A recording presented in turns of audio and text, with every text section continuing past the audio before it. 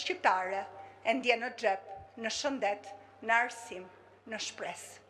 Prej më shumë se një dekade, qytetarëve po u bëhet jeta e pajetueshme në vendin e tyre.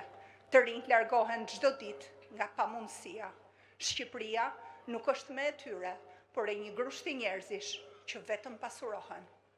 Kjo është një skeme mirëfillt dhe koka e kësaj skeme është kryeministri, të cilit i është qerr maska.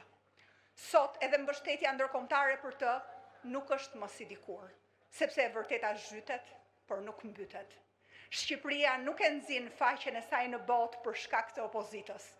Jo, Shqipërinë e dëmtojnë aferat, skandalet, vjedhja dhe një qeverisje që e ka parë dhe sheh vendin si pronë private.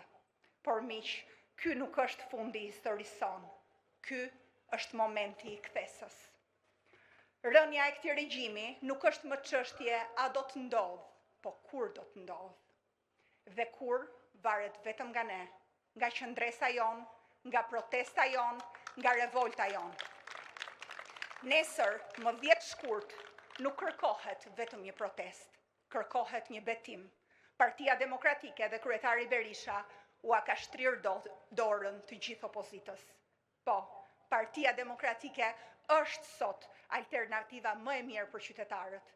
Po, kemi kaluar sfida, po, kemi kaluar kohë vështira, por pikërisht këto sfida na kanë bërë më të fortë, më të vetëdijshëm, më të përkushtuar për t'i shkuar deri në fund këtij misioni. Rrëzimin e kësaj qeverie dhe zgjedhjet lira, pastaj ju do mund të zgjidhni vetë. Partia Demokratike ka treguar edhe më parë si të punoj për një jetë më të mirë për shqiptarët. Ka treguar se zhvillimi nuk është slogan, por politika konkrete, punësim, arsim, një jetë me dinjitet për familjet shqiptare.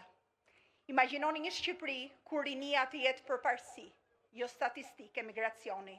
Një Shqipëri ku askush mos ndjej se ardhmja është diku tjetër, përveç se këtu.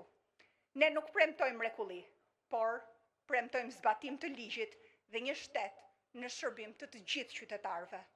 Të dashur miq, koha e frikës ka mbaruar, koha e heshtjes ka mbaruar. Tani është koha e qëndresës, është koha e guximit, është koha e bashkimit.